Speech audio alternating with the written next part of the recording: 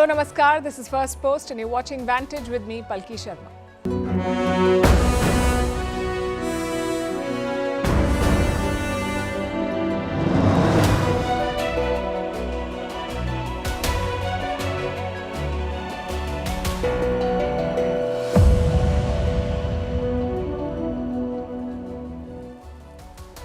It's 26th January, a very special day for us. On this day last year, we brought you the first episode of Vantage. Honestly, it felt like a physics board exam. We passed, all thanks to you.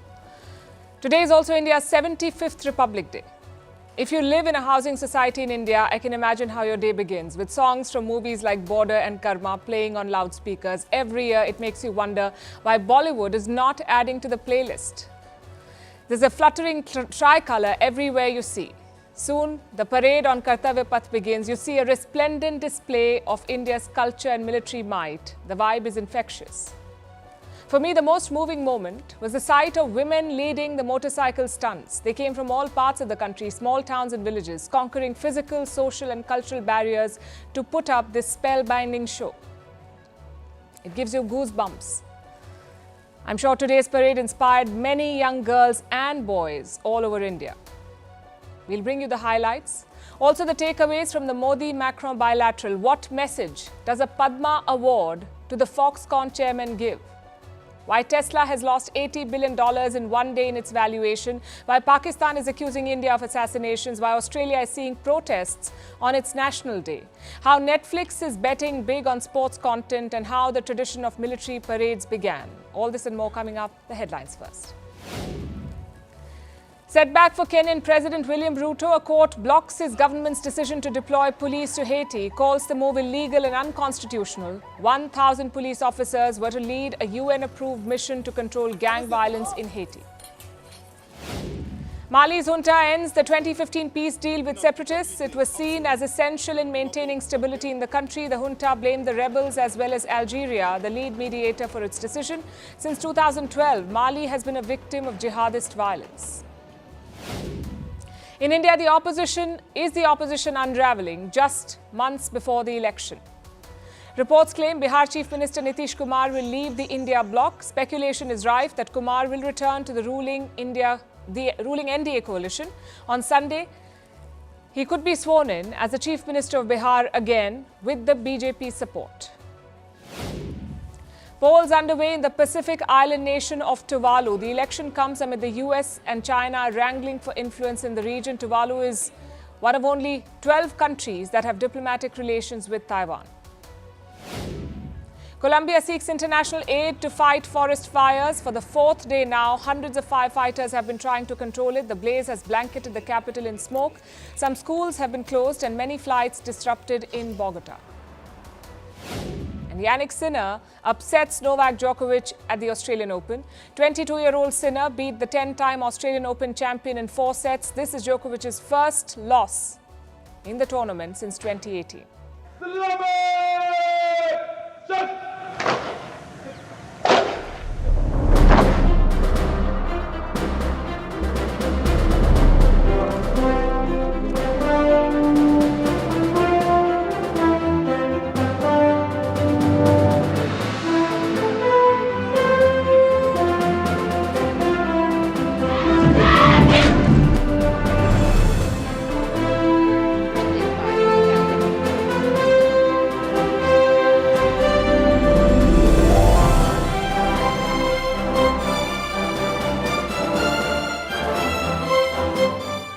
It was a cold day in New Delhi. Most residents woke up to a dense blanket of fog.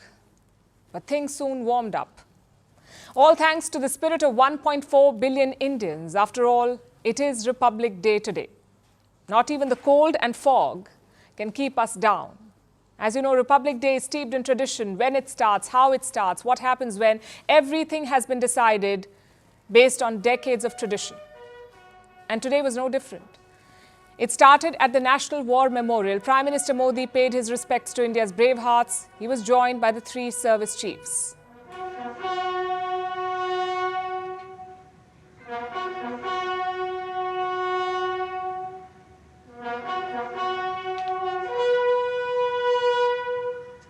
Then focus shifted to Kartavya Path. It was time for the parade. I'm sure most of you watched it live in the morning, but if not, do not worry, we've got you covered. Let's look at the top 10 highlights from this year's parade. French President Emmanuel Macron was the chief guest. His arrival was a break from recent tradition. Normally, the chief guest and the Indian president arrive in limousines. But this time, a horse-drawn carriage was used. Both presidents rode together from Rashtrapati Bhavan. Take a look at this. President Macron and President Murmu using the traditional Indian greeting. Some trivia now. The horse-drawn carriage was last used in 1984. Later that year, Prime Minister Indira Gandhi was assassinated, so the carriage was dropped. It was considered a security issue. But almost 40 years later, it's back. Once Macron and President Murmu arrived, the parade kicked off. First was the national anthem, then a 21-gun salute, and finally a shower of flower petals. 4 helicopters dropped them over the crowd. Next up was the band. 112 women walked down Kartavya Path. They played Indian tribal and folk instruments, like the Nagara, Dhol, and Rag Revati. It was the first all-women band to lead this parade.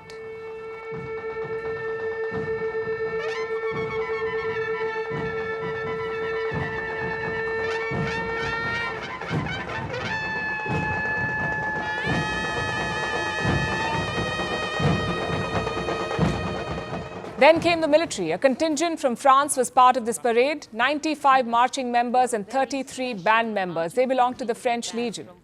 It was established way back in 1831. Today, the Legion has more than 9,500 officers and soldiers. They come from 140 nationalities. A French air team was also in New Delhi. 1 Airbus tanker flew over Kartavya Path. It was flanked by 2 French Rafale jets. Last year, the reverse happened. Prime Minister Modi was chief guest on the French National Day. So an Indian contingent marched in Paris. Today, a French contingent marched in New Delhi. It tells you about the cooperation. Next up was Indian regiments. Some of them are household names by now, like the Madras Regiment, or the Rajputana Rifles, or the Sikh Regiment. All of them were in top form, their fleet moving in perfect harmony. The white gloves rising and falling together. It really is a sight to behold. But today, one marching group stood out. An all-women tri-service group. Again, it was a first for India's Republic Day. Women troops were drawn from all 3 services, the Army, the Navy and the Air Force. Strength, discipline, the dedication of women officers and unwavering commitment.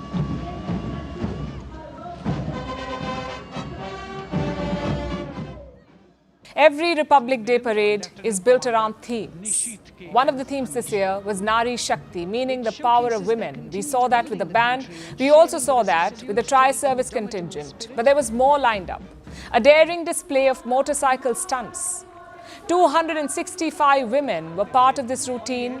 They were drawn from India's paramilitary groups like the CRPF and the BSF. Their stunts depicted the importance of Indian values. Yoga too was featured. Take a look. You'll agree that the choreography requires innumerable hours of practice and exacting standards. And as thrilling as it is to see the sport, we must also warn our viewers not to try this or attempt any of these maneuvers on our roads. Please remember that they are professional riders. So that was the military might. But what's a Republic Day without culture? On 26th January, Kartavya Path is not just a road, it becomes a canvas. All shades of Indian culture find representation on it. And today was no different. One highlight came from the Culture Ministry. A sari extravaganza. The sari, as you know, is a traditional Indian garment. It comes in many styles, designs, weaves and materials. Every state, every region has a different one. So the Culture Ministry put on a show. It wasn't a rolling tableau. Instead, it was an installation. Around 1,900 saris were on display, each of them from different corners of India. But don't worry, the rolling tableau did not disappear. There were 26 of them this year. 15 from Indian states, the rest from government organizations and ministries. We'll show you the best ones. The Indian Space Agency had one. Only seems fair after the year they had. The ISRO tableau featured their biggest achievements in 2023. Of course, Chandrayaan 3 was on it. So was a tribute to women scientists. The Electronics Ministry went for artificial intelligence. Their display had a giant robot in front. It highlighted the use of AI in education and healthcare. Then came the Ministry of External Affairs. Their tableau showed off the G20 logo. It also featured the Bharat Mandapam. That's where India hosted the G20 leaders last year. The sides of the tableau had more depictions, like India's global digital push and the millet programs. Finally, the states. Again, the focus was on culture and women empowerment. Take a look at our best picks.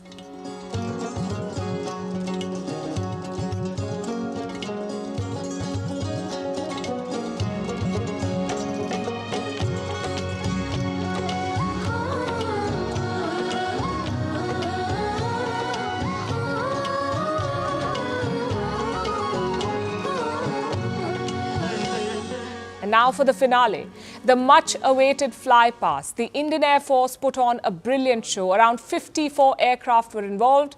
You had Apache helicopters, the C-17 transport carrier, the Indian-made Tejas fighter jet, your MiGs and Sukhois, and of course, the Dassault Rafales. The clouds did play spoilsport at times, but thankfully, we have onboard cameras now, so the pictures are stunning.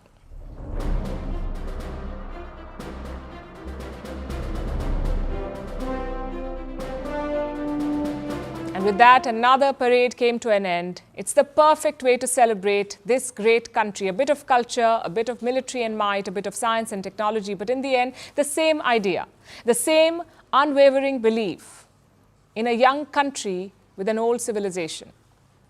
We say Happy Republic Day to all of you. So that was today's celebration. Throughout the parade, you could see Prime Minister Modi and President Macron talking. Yesterday, we told you about their roadshow in Jaipur. It was followed by a bilateral meeting. A lot of issues were on the agenda. The two sides are working on what they call Horizon 2047, a new roadmap for the India-France relationship. It was signed last year. And this is like a plan for the next 25 years. And this plan shaped the scope of the bilateral talks. The focus was on three issues: defense, space, and trade. You already know about the defense relationship. India's traditional supplier has been Russia. It still remains our biggest supplier. But over the past few years, India has tried to diversify, and France has emerged as the second largest supplier. France accounts for 29% of India's defense imports. The US comes third at 11%. Now, both New Delhi and Paris want to build on this. They want to go beyond selling weapons and holding military drills.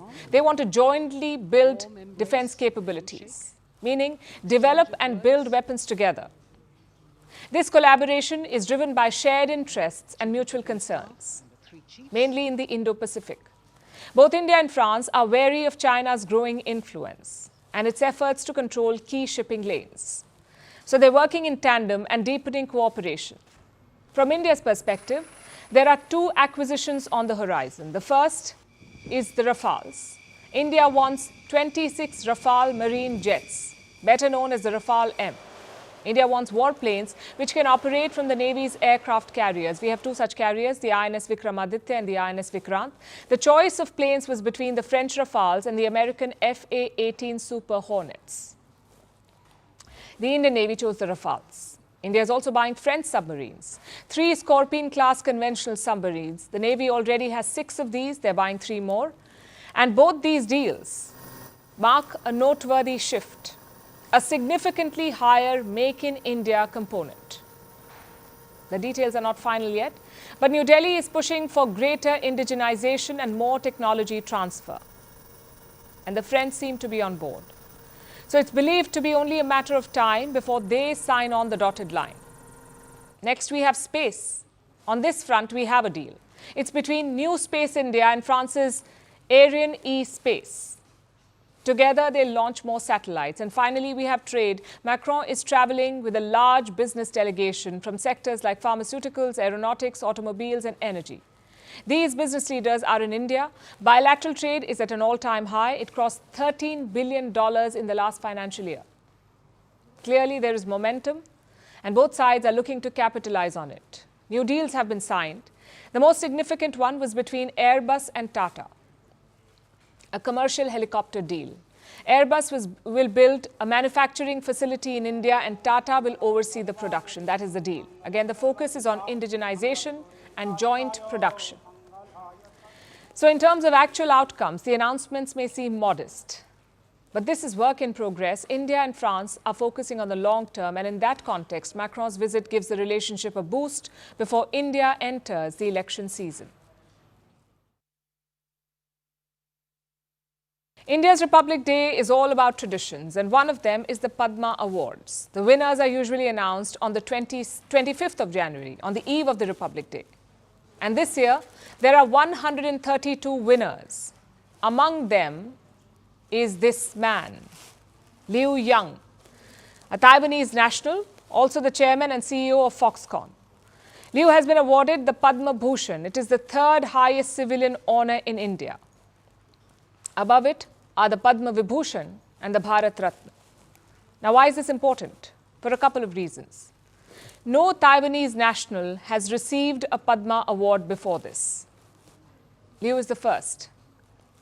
Also, no foreigner had ever won the Padma Bhushan. They won the Padma Shri, but never the Padma Bhushan. This is the first. And what does it tell you? Well, broadly speaking, two things. Number one, India is sending a message to China. Beijing, as you know, considers Taiwan to be theirs, sort of like a breakaway island. On paper, India also recognizes this. We follow the One China policy, and that One China is Beijing. That's India's official position. But recently, New Delhi has been diluting that policy. Look at trade, for instance. It was just $1 billion in 2001. Now it is more than $7 billion, trade between India and Taiwan. Last year, Taiwan opened a new office in Mumbai. They're third in India. Taipei also hosted 3 very important guests last year. Former Army Chief Manoj Naravne, former Navy Chief Karambir Singh, and former Air Force Chief RKS Bhaduria. So relations have been growing.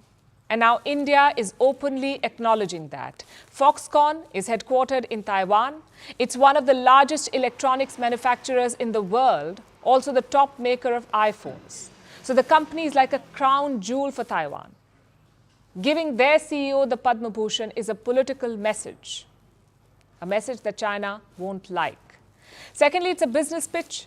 Right now, most of Foxconn's revenue comes from China. But the company is looking to diversify. They're investing $1.6 billion in India. The idea is to shift some of the production here to India. And we have seen indications of that. A Foxconn factory was set up in 2019. It produces iPhones 14 and 15. In fact, the Indian-made 15 model released alongside the Chinese one last year. But India will want more. Prime Minister Modi wants India to become a semiconductor hub. And for that, Taiwan is key. The world's biggest chip foundry is based in Taiwan. It's called the TSMC. Foxconn too has stakes in the sector. They were initially part of a joint venture with India's Vedanta Group. It was a $20 billion plan. Unfortunately, it was called off. So India wants closer ties with Taiwan, with Taiwanese businesses. Hence the Padma Bhushan for Liu Yang. It's a neat policy, using civilian awards for global outreach. And countries do it all the time. Prime Minister Modi himself is an example of that. He has received civilian awards from multiple countries like Saudi Arabia, Russia, the UAE, and France. And now India is doing the same. And it's not just for foreign outreach, it's also domestic. The Padma Awards are no longer just about the big stars. They're also about unsung heroes. Let me introduce some of them. Parbati Barua, India's first woman Mahout. She's been awarded the Padma Shri. Jageshwar Yadav, a social worker dedicated to tribal welfare. Chami Murmu, another tribal hero. She has planted 30 lakh trees and empowered 30,000 women. Gopinath Swain, an artist who's been performing Krishna Leela for 9 decades. Gurvinder Singh, a social worker dedicated to helping orphans and the specially abled. These are just a handful of names. But most Padma Shri winners have similar stories. They have dedicated their lives to something bigger, whether it's social work or protecting the environment or preserving Indian culture or promoting art forms. You may not have heard of these people, but their work is priceless. It's a welcome change to the Padma Awards. Many now call it the People's Padma. And we say it's a good change because civilian awards should go beyond rewarding fame. They should also be about recognizing service. They say rising to the top is easy, but staying there is hard. Just ask Tesla. For its loyal fans, Tesla shares were like gold. But this month has been painful for them. The Tesla stock has plunged, and how? Yesterday, it fell by over 12% and it wiped out over $80 billion in value. 80 billion shaved in a single day. It is among the world's most valuable companies. So why is it bleeding money? The short answer is Elon Musk. The founder whose vision took Tesla to such heights is also being blamed for its losses. He's a mercurial entrepreneur. This month he delivered some bad news. He said Tesla is cutting prices. They'll sell cheaper cars, but it won't boost sales. Elon Musk said he expects a slowdown. So they'll sell fewer cars for lesser money. The numbers show this trajectory. Sales are sluggish and profit margins are down. Earlier they were at 16%, now they're reduced by half. Tesla's new profit margin is around 8% and the competition is intense. Musk has admitted that the Chinese are challenging Tesla's dominance. He wants tougher trade barriers to offset this.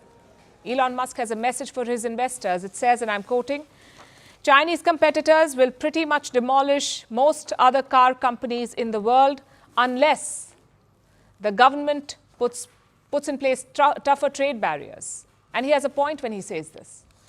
The Chinese joined the EV race late, but they've quickly captured the market. By the end of 2023, BYD had dethroned Tesla. It became the world's biggest EV maker. BYD, as you would know, is a Chinese company. Last year, it sold more cars than Tesla, and that's a problem for Elon Musk. But that's not his only problem. For the longest time, Tesla had the first mover's advantage. They made the coolest electric cars, they were the innovators, and the only game in town. But that's not the case anymore. There are other electric car makers. They're challenging Tesla's domination. And the company is trying to catch up. Also, Tesla's services are falling short of expectations. I'll tell you what happened last week.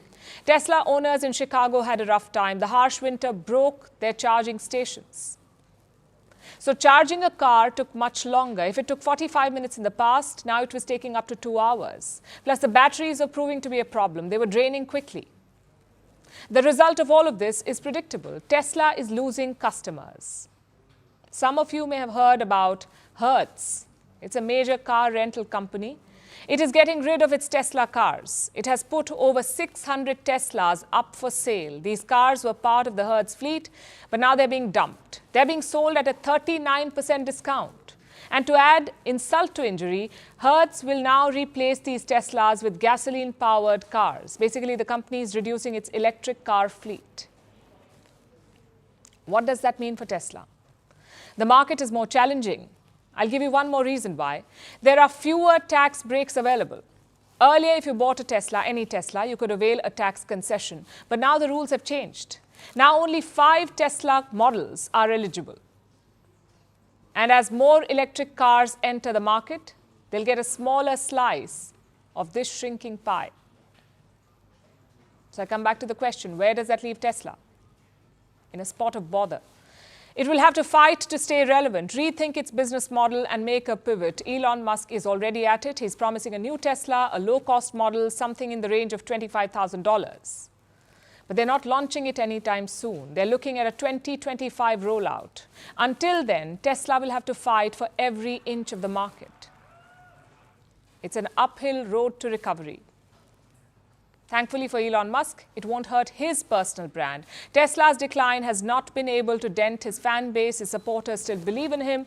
His comments on X still go viral. His fans are confident that Musk can still break the market with new products. But this crisis at Tesla will test Elon Musk's business acumen.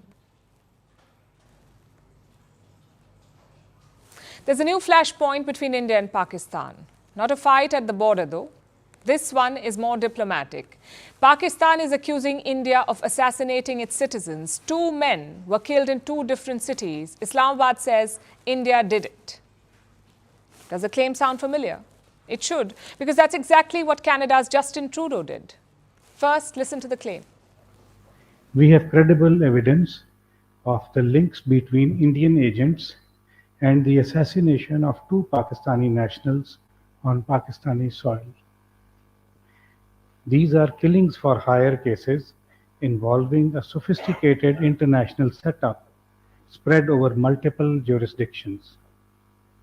Indian agents use technology and safe havens on foreign soil to commit assassinations in Pakistan. They recruited, financed, and supported criminals, terrorists, and unsuspecting civilians to play defined roles in these assassinations. I know you have a lot of questions, so let's break it down. The two men were killed last year, one in Sialkot. His name was Shahid Latif, a Jaish-e-Mohammed terrorist. He masterminded the 2016 Pathankot attack. The second killing was in Rawalkot. A Lashkar terrorist was gunned down in a mosque. His name was Mohammad Riaz. Both men were bona fide terrorists. Now Islamabad says India plotted their death. And how did India do that? Well, the details are sketchy. Pakistan says an Indian agent in a third country planned the whole thing. Apparently, he recruited assassins, sent them to Pakistan, and then took out the targets. And how has India reacted to this charge? With disdain. New Delhi's statement uses some very harsh words. Listen to this. It is Pakistan's latest attempt at peddling false and malicious anti-India propaganda. India and many other countries have publicly warned Pakistan, cautioning that it would be consumed by its own culture of terror and violence. Pakistan will reap what it sows. It's hard to argue with that. After all, Pakistan is not exactly Shangri-La. Multiple terror groups operate there. Some are aligned with the state, others fight the state. So assassinations are not unheard of. Prime ministers have been assassinated there. Former prime ministers have been assassinated. Governors and judges have been assassinated. So what's a terrorist? Nonetheless, Pakistan has made a charge. So let them prove their case. But I must say the timing is suspect. Both killings happened last year. In September and October, Pakistan had months to investigate and make the charge. But when do they do it? On the 25th of January, on the eve of India's Republic Day. Also, their elections are around the corner. Pakistanis will vote on the 8th of February. So making this charge now raises eyebrows.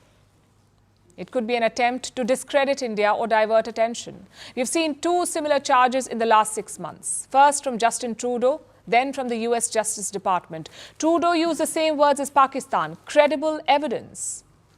We are yet to see it. We are yet to see Canada's so-called credible evidence. Let's see if Pakistan does any better. Such allegations could be part of a narrative-building campaign. Let me explain. One country accusing you is an aberration. Two raises eyebrows, but the third forms a pattern.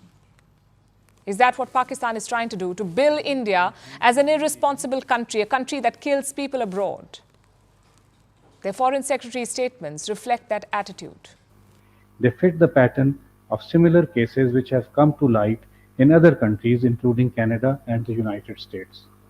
Clearly, the Indian network of extrajudicial and extraterritorial killings has become a global phenomenon.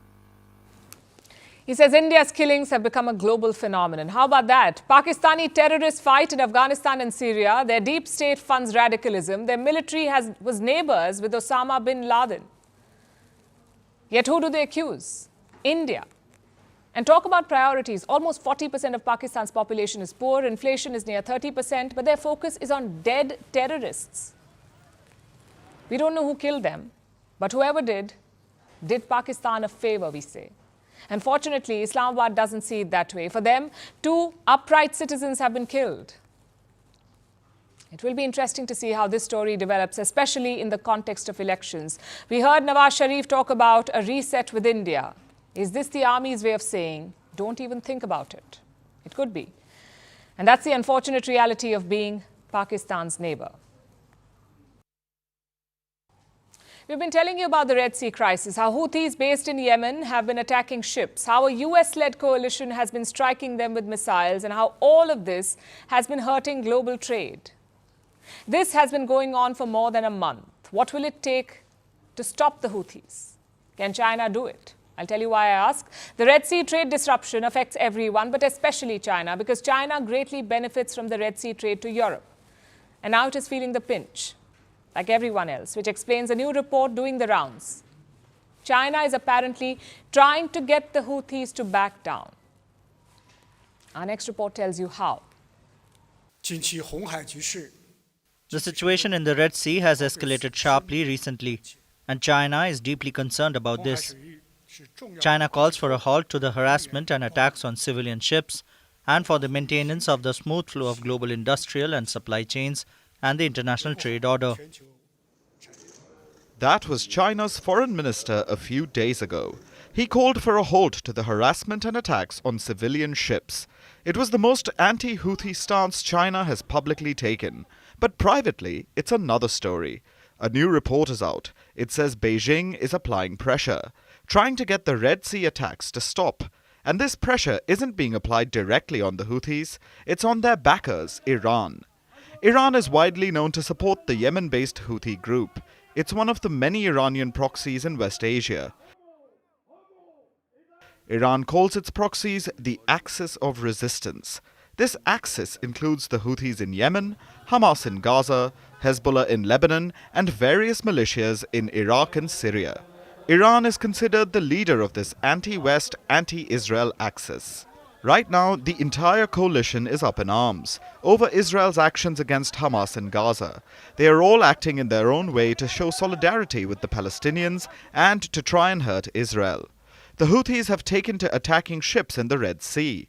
The Red Sea is part of a major global trade route. Ships pass through it and enter the Mediterranean Sea via the Suez Canal. It's the most efficient way to transport goods from Asia to Europe. The Houthis say they are targeting ships bound for or affiliated with Israel, but their attacks have spooked almost every other ship as well. Freight rates are up, shipping insurance has spiked, and many vessels are avoiding the Red Sea route altogether. They are taking the longer route via the Cape of Good Hope off South Africa. This means that trade is becoming more expensive, which is a problem for major exporters like China. China wants global trade to go back to the way it was, and it is now reportedly asking Iran to rein in its proxy. Why would Tehran listen to Beijing? Because China is one of the few nations that engages directly with Iran. It reportedly bought 90% of Iran's crude oil exports last year. It sounds like a lot, but that wasn't much for the oil-guzzling nation. Iranian crude only contributed to 10% of China's crude imports, meaning it's an asymmetric relationship where China holds the leverage. It hopes to use that leverage to get Iran to stop the Houthis. But will this work? Because Iran is in a delicate situation. It can't publicly ask the Houthis to stop. It has a reputation to maintain as the leader of the Axis of Resistance. Iran's status would take a hit if anyone found out it bent under Chinese pressure. But that isn't the only dilemma. Iran also has an opportunity. The report says that Tehran is unhappy with the slow pace of Chinese investment in the country.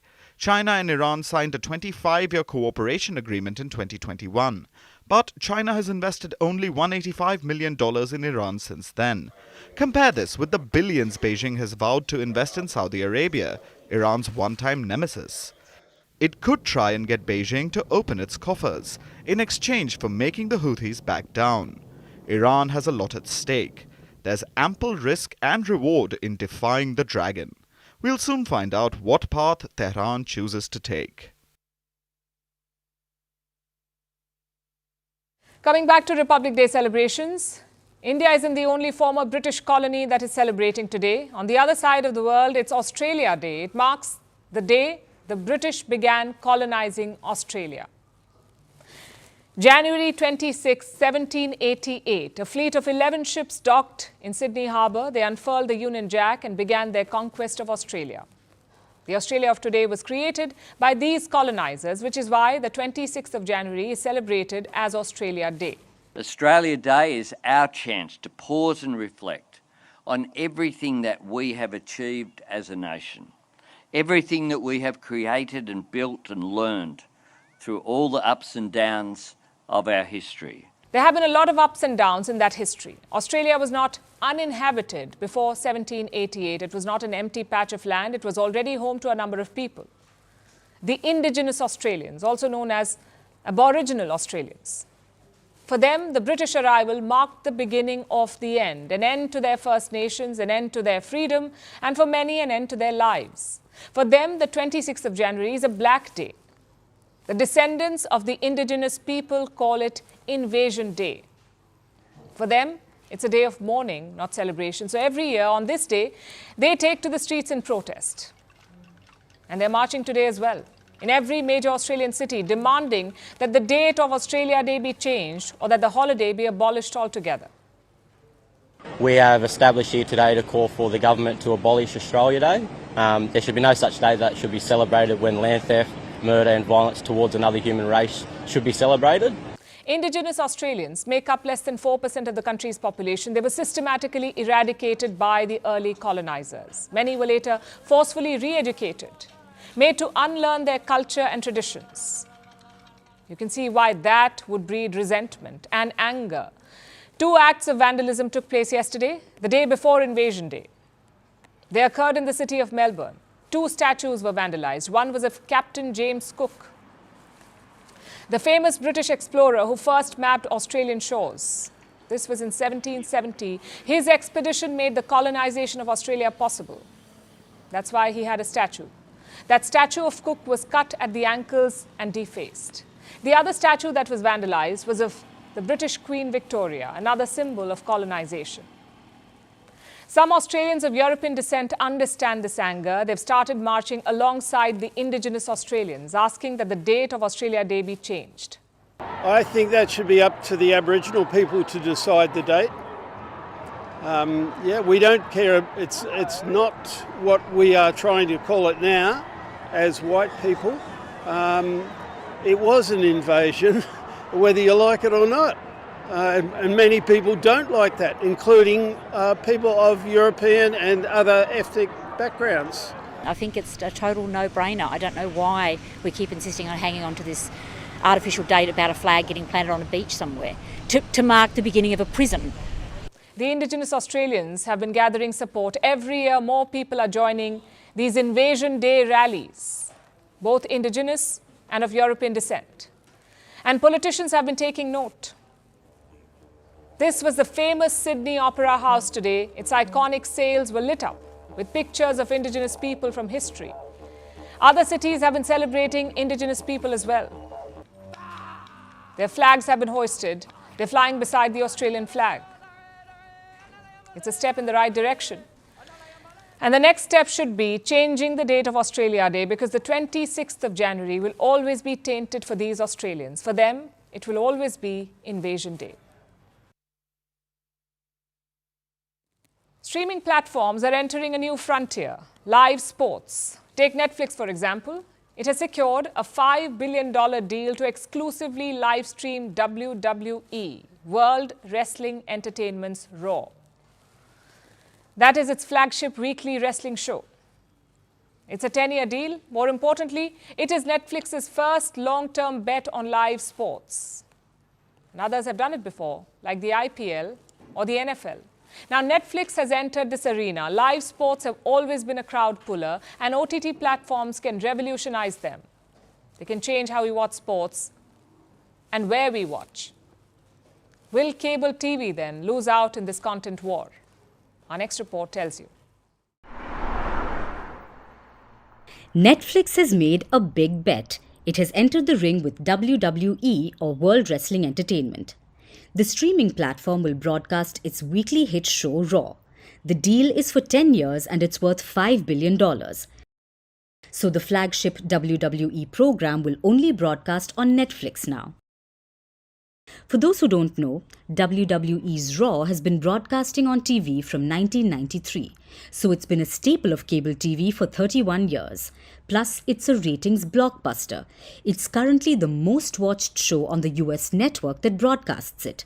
Last year, it crossed $1 billion in annual sales. The 3-hour show also has nostalgic value. It helped launch the careers of Dwayne "The Rock" Johnson, John Cena, and Stone Cold Steve Austin. So Netflix getting the WWE deal is almost like a big coup, and its first venture into the world of live sports. Of course, Netflix doesn't have to do much. WWE handles the in-house production of its show, so all Netflix does is broadcast it. Even then, it's symbolic, because when Netflix came into the fray, its streaming playbook was simple. original content, new shows, and no live TV. Since then, it has moved away from that. And so have other streaming platforms. They're all venturing into the world of live sports. Take the IPL, for example, the Indian Premier League. It's the world's biggest cricket league. The streaming rights sold for more money than the broadcasting rights. Viacom 18 owns the streaming rights. Amazon bet big on the NFL, $1 billion every year for 11 years.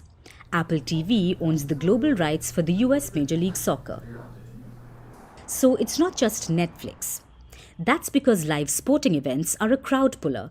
People always watch, and streaming platforms can revolutionize it. You missed a shot, you rewind. You want to see it from another angle, you change the view. You want to watch it on the go, tune in on your phone. Plus, there can be lesser known leagues, ones that don't attract money, ones that people don't know about. You can watch them too. So live sports and streaming platforms are a match made in heaven. But the biggest loser here could be cable TV. And that's ironic. Because streaming platforms are replicating the same playbook, the cable TV playbook. Earlier, streaming platforms used to have just original content, niche shows. Now they have licensed content, live events, and reruns of popular shows.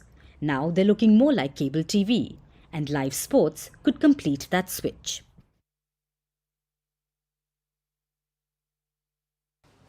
What is the most humane way of taking a human life? It's a tough question. America is debating it. They killed a man today, a death row prisoner. He was killed by nitrogen asphyxiation. The man was called Kenneth Smith. He was on death row for murder committed 3 decades ago. This morning, he was executed by nitrogen gas. Simply put, he was deprived of oxygen. He could breathe only nitrogen, so he suffocated and died. This was done in Alabama. They believed it's a humane way, a humane method for the death penalty. But the United Nations does not agree. They say it's an untested method and it amounts to torture. In 1982, the US shifted to lethal injections. So why did they feel the need to change? Also, how many countries still use the death penalty? Our next report has the answers. On Thursday morning, Kenneth Smith had his last meal. It was eggs, steak, and hash browns. Soon after, he was escorted to the execution room. Smith was tied to a gurney. He was made to wear a face mask. Minutes later, nitrogen gas was pumped into it. Smith struggled. He heaved back and forth. He was breathing heavy. He was writhing. He was pulling at the restraints. Nearly 22 minutes later, he was dead. What we saw was minutes of someone struggling for their life. We saw minutes of someone heaving back and forth. We saw spit. We saw all sorts of stuff from his mouth develop on the mask. We saw this mask tied to the gurney and him ripping his head forward over and over and over again. And we also saw correction officials in the room who were visibly surprised at how bad this thing went. Smith was convicted of murder in 1988. He was hired to kill the wife of a pastor. He's been on death row for 3 decades. Alabama has tried to execute him before. The state tried the go-to method, lethal injections, but it was called off at the last minute. Why? Because authorities could not find his vein. Which brings us to the second attempt. It's new. It's never been tried before. In this, the inmate is deprived of oxygen until they only breathe nitrogen. It's basically choking to your own death. But that makes it controversial. It appeared that Warren Smith was holding his breath as long as he could, and then there's also information out there.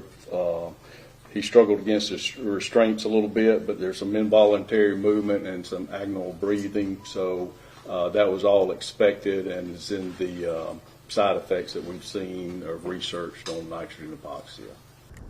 Alabama calls it the most painless and humane method, but the United Nations disagrees. It says the method is risky.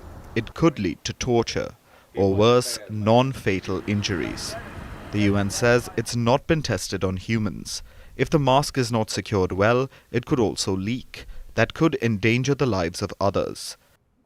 The US introduced lethal injections in 1982. Since then, it's been the most common method of execution. The last US execution using gas was in 1999. Then they had used hydrogen cyanide gas. Which brings us to death penalties. 55 countries have it. 23 of them haven't used it for 10 years. 9 of these use it for only the worst of crimes. In 2022, at least 2,000 people were handed the death penalty. That year, global executions were also at a record high. 883 people are known to have been put to death, a 53% rise since 2021. These are the 11 countries that reportedly execute people. It includes the likes of China, the US, Saudi Arabia and Iran. In the US, there were 24 executions in 2023, 6 more than in 2022. Today, only 53% of Americans support the death penalty, the lowest level since 1972. So what methods do they use? Most countries choose hanging, lethal injections, or death by shooting. Saudi Arabia is the only one with beheading. The nitrogen asphyxiation was a first for the world. Alabama may defend it, but the world is not convinced by this execution style dubbed the guinea pig method.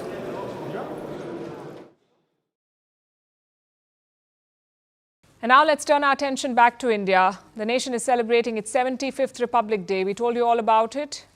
But now let's talk about its most enduring symbol, the parade. It's a grand show of India's military might and its cultural diversity. Over the years, the parade has gotten bigger, longer, and more colorful.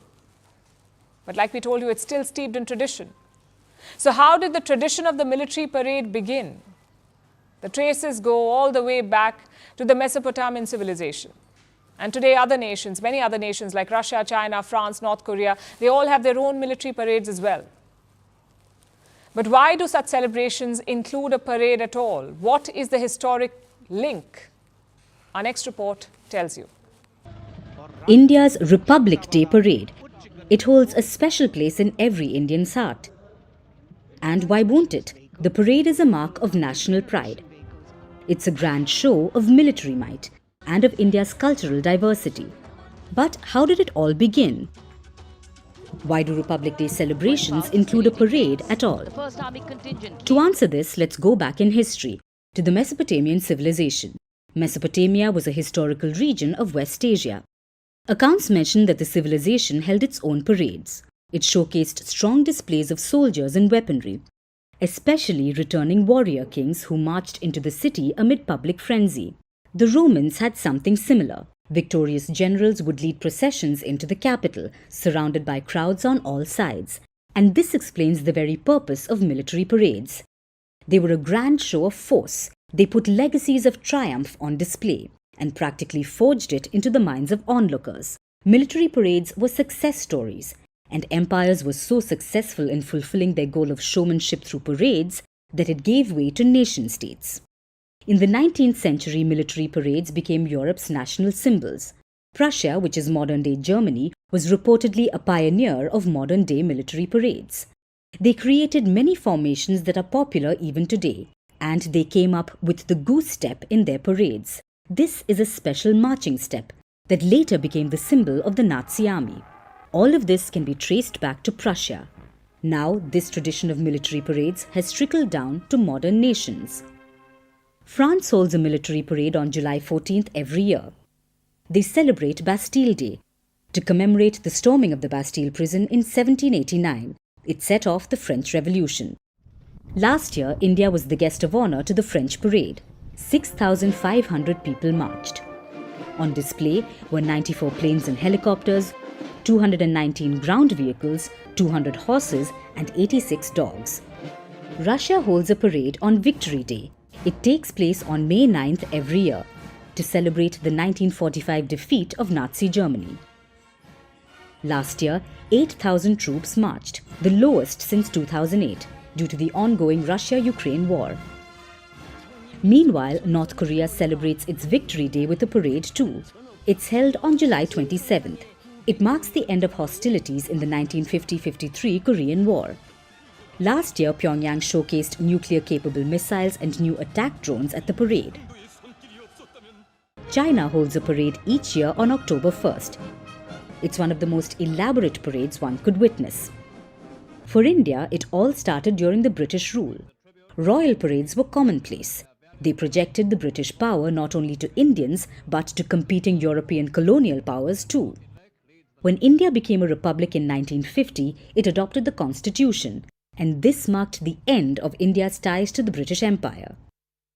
Now the new republic shed many British traditions, but it decided to reclaim parades. India held a military parade to commemorate the big day. This was a symbol of India's victory over colonial rule, an indication of a new, strong, rising republic, which would not shy away from defending itself. And military parades became an expression of authority and prestige. So, be it Mesopotamia, Prussia or India, when it comes to military parades, all are in step. And now it's time for Vantage Shots, images that tell the story. You've already seen the Republic Day celebrations here in India. We're leaving you with what happened across the globe, how India's 75th Republic Day was celebrated. Thanks for watching. Have a great weekend.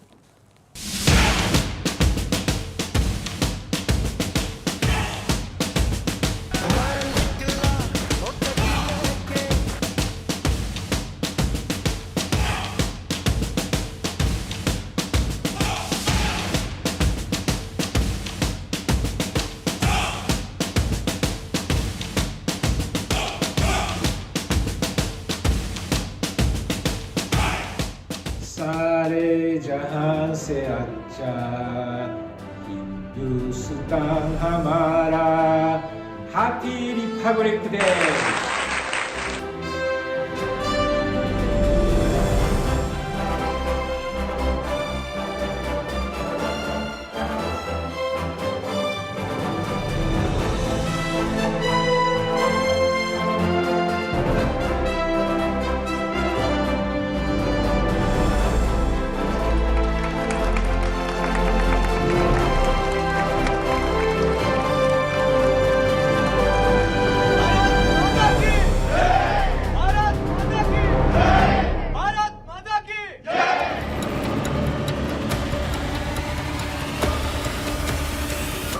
Today is Vasant Panchami. It marks the arrival of spring in India. It is also the country's 74th Republic Day. We say, what better day for a new beginning?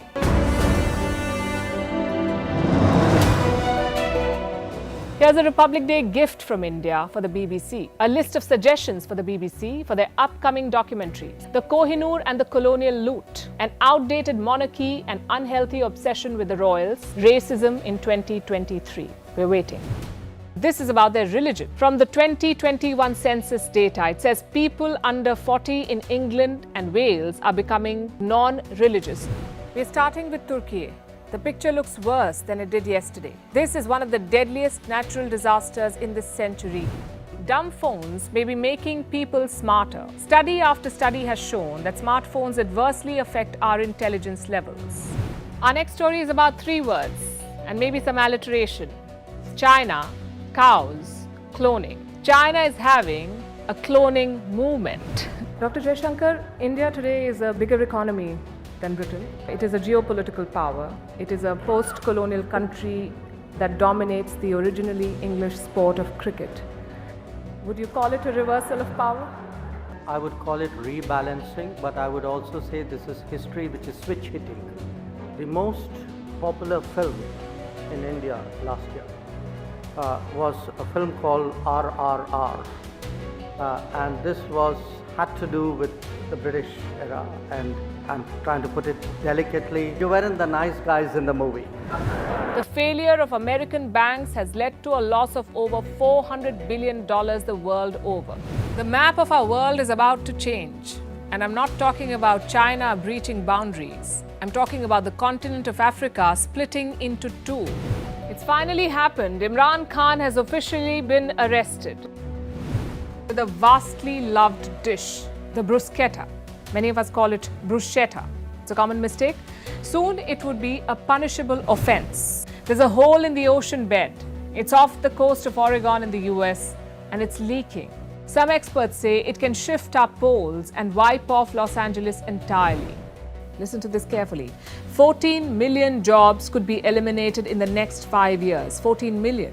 That's the prediction of the World Economic Forum. So employers will slash more jobs than creating new ones. And you know what will drive this change? Technology. Artificial intelligence. It will change the workplace as we know it. It'll have both positive and negative impacts. It will create jobs for those who can develop and manage AI tools. It will also take away jobs like those that involve record keeping. Pardon us for an incoming Harry Potter analogy, but these expiry dates are like Dumbledore. They always know what's up. We're in Washington, D.C., the capital of the United States of America, where Prime Minister Modi will arrive for his first state visit. The White House isn't the only landmark built by slaves. Look at this. This is an ad for a gun, Glock firearms, and nowhere else have I seen something like this. They sealed themselves inside a deep-sea submarine. They embarked on a voyage. Now they've gone missing. Twitter bid adieu to its iconic blue bird on Monday. Musk has now rebranded the social media platform as X. Now America may have come up with a new idea. It wants to block sunlight from reaching the Earth. The question is, can it be effective? It was called 15 Minutes of Pure Terror. The Vikram lander had successfully arrived on the moon. India is on the moon. Canada says they've received threats on social media. They want additional security. But what about the security of Indian diplomats in Canada? If you've been tracking the news, you know that the hype is real. It is what many call the Met Gala of diplomacy. I know diplomacy can be boring, but it's also about the grandeur, the opulence, diplomatic finesse, and international flair. President De Silva, welcome to Firstpost. How are you doing? How do you like New Delhi? The Nigerian delegation was the first to arrive. What do birthday parties and space exploration missions have in common? Helium. In all likelihood, it is leaking out of the very core of our planet. This was one of the first sites of the attack by Hamas terrorists. We were on our way to Tel Aviv, and as you can see, sirens sounding, warning of a rocket attack. So Beijing has been an honest broker during Sri Lanka's financial crisis. You at some point feel that you were dealing with a loan shark. I won't say it's a loan shark. So they did make your life more difficult. Thousands of delegates from across the world will descend on this building. Expectations are low at this COP summit, which is ironic because their job is to literally save the world. My brother, Prime Minister Modi, his efforts in championing the place of Global South and specifically the place of Africa. I have a lot of admiration for Prime Minister Modi. He believes, like me, in bottom-up, trying to do what benefits the majority of citizens.